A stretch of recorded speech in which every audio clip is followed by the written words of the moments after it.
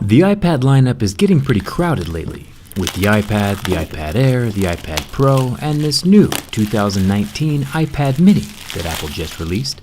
They all do pretty much the same thing. To get any real work done, you'll still need a laptop or a desktop computer, but sometimes it's nice to have a bigger screen to read or watch movies on.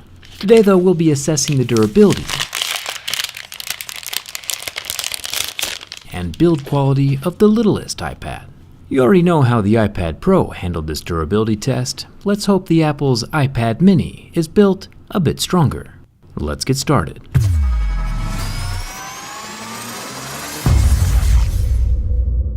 You might be thinking to yourself, man, that iPad mini looks kinda old. What year is it? And you're right, the exterior design hasn't changed much in the last 7 years. It has that lightning port on the bottom instead of USB-C, but does come with a fast charger in the box, something that Apple has yet to include with their iPhones. The overall appearance of the new iPad mini is the same as it was back in 2012, with its large bezels and curved edges. But if it works, it works. Let's start with the scratch test. I'll use my set of Mohs mineral picks to check the hardness level of the front surface. We've seen clear plastic screens scratch at a level 3, glass screens would scratch at a level 6, and sapphire screens like the Kyocera DuraForce Pro 2 will scratch at a level 8 or 9.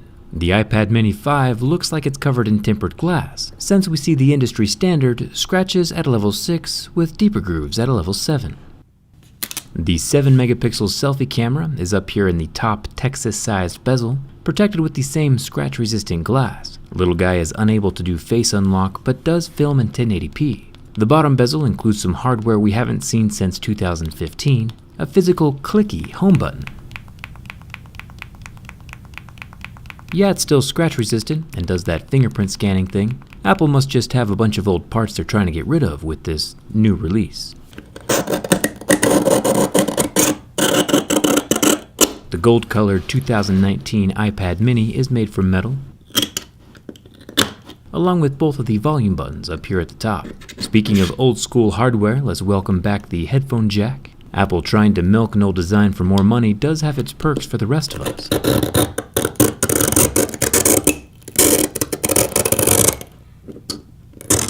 Maybe they'll bring back the iPhone SE this year too. The iPad mini does have one little microphone hole up at the top, but we'll come back to this later. We have more metal over here on the left side of the tablet. You can see the silver glinting through under the gold anodizing. So far, no big issues. The bottom of the iPad mini has dual stereo speakers and the same lightning port that Apple's been using for the past 7 years. We should see an update to USB-C at some point. One thing I am glad to see though is that there's no weak points along either of the iPad mini's sides. The longer and thinner something is, the more prone it might be to breaking, like the iPad Pro, with its microphone cutout on one side and wireless charging dock for the Apple Pencil on the other side. It made an already fragile piece of tech even weaker. That's probably why people were getting brand new tablets bent right out of the box. The iPad mini doesn't have any of these built-in deformities on the long sides, just the one microphone hole up at the top on the short side. Hopefully this helps the iPad mini survive the rest of this test. The 8 megapixel 1080p capable rear-facing camera is a circular inlay with no protruding camera lens. Apple doesn't mention sapphire on their website for this iPad mini, but judging by my diamond selector tool and scratches at levels 6, 7, and 8, they're using the same material they've always been using. No surprises there. One thing that has improved with this year's model is the front of the tablet is now compatible with the Apple Pencil 1, also 4 years old at this point, everything sold separately. The back side of the tablet is also compatible with the Apple Pencil, if you believe in yourself, but I recommend something a little sharper. I asked on Twitter a few days ago what people wanted to learn from art class with Jerry, and Thanos was suggested. As somewhat of an expert in fine razor blade art, I'll do my best. Bald guys are pretty easy to draw. And here we are, Thanos eating an apple. Not sure if this is pre or post universal destruction, but it looks to me like Thanos did nothing wrong.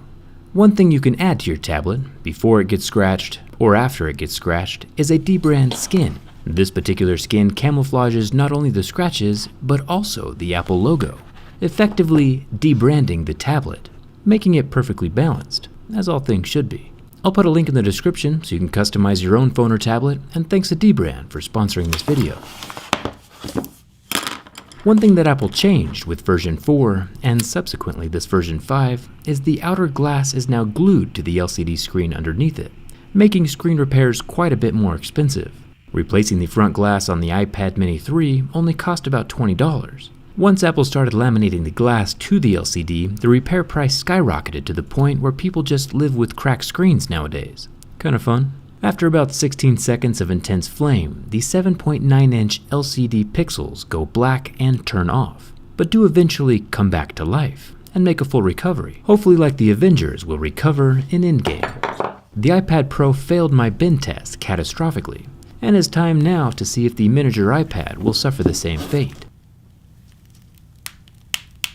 With the initial flex, the tablet moves easily into an extremely compromised obtuse angle, but then locks out and amazingly retains full functionality. I'm impressed that Apple has found a way to defy physics. The tablet is still fully functional despite the massive bend. And this isn't even a flexible AMOLED display, it's an LCD. I'll try bending the iPad mini 5 back the other direction and it pops into place, mostly, but does not allow any flex towards the screen size. It still surprisingly doesn't shatter or stop working. There is some adhesive separation between the glass and the frame. Yeah, Thanos has some curves, but some people are into that. Apple definitely wins this round. That was quite possibly the biggest bend I've ever seen on a device that still survived. The iPad mini is way more durable than the iPad Pro. I'm impressed. Hopefully this isn't an omen of Thanos surviving in Endgame. Tell me your predictions for the movie down in the comments below. Hit that subscribe button, it's free. And then see what your phone looks like with the Dbrand skin, link in the description. Thanks, for watching, and I'll see you around.